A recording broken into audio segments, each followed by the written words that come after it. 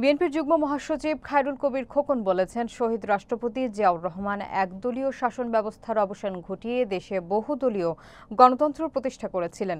বিস্তারিত থাকছে এস.এইচ. মুন্না খানের তথ্যচিত্রে। তিনি বলেন, আওয়ামী লীগকে বিলুপ্ত করে বাকশাল গঠন করা হয়েছিল। সেই সময় দেশে সংবাদপত্রের স্বাধীনতা, ন্যায় বিচার, মানবাধিকার, মতপ্রকাশের অধিকার কোনো মৌলিক অধিকার ছিল না।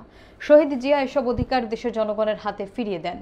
বৃহস্পতিবার সন্ধ্যায় নারায়ণগঞ্জ সিটি কর্পোরেশনের 10 নম্বর ওয়ার্ড যুবদলের উদ্যোগে শহীদ রাষ্ট্রপতি জিয়াউর রহমানের 44তম শাহাদত বার্ষিকী উপলক্ষে আয়োজিত আলোচনা সভা, দোয়া মাহফিল এবং খাদ্য সামগ্রী বিতরণ অনুষ্ঠানকালে প্রধান অতিথির বক্তব্যে তিনি এসব কথা বলেন। তিনি আরো বলেন, দেশকে মুক্তিযুদ্ধের মূল চেতনায় ফিরিয়ে আনার পথেই জিয়াউর রহমান এগিয়ে যাচ্ছিলেন, কিন্তু তাকে ষড়যন্ত্র করে হত্যা করা হয়। অনুষ্ঠানে সভাপতিত্ব করেন নারায়ণগঞ্জ মহানগর যুবদলের সদস্য মোহাম্মদ এরশাদ আলী। প্রধান বক্তা ছিলেন নারায়ণগঞ্জ জেলা বিএনপির আহ্বায়ক অধ্যাপক মামুন মাহমুদ। অন্যান্যদের মধ্যে উপস্থিত ছিলেন জেলা বিএনপির সদস্য আকিল উদ্দিন ভূঁইয়া, থানা বিএনপির যুগ্ম সম্পাদক গাজী মনির হোসেন, সিদ্ধিরগঞ্জ থানা ছাত্রদলের সাবেক সভাপতি দিলওয়ার হোসেন খোকন, কৃষক দলের সদস্য সচিব সোহেল রহমান সহ বিএনপি এবং অঙ্গ সংগঠনের বিভিন্ন পর্যায়ের নেতৃবৃন্দ।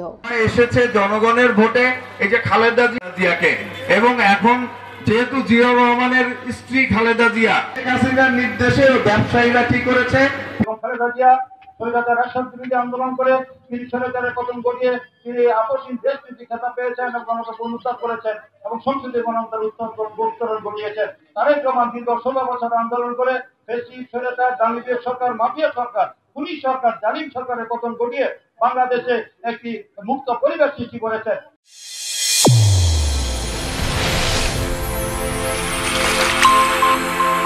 চ্যানেল A1 হৃদয়ের স্পন্দন।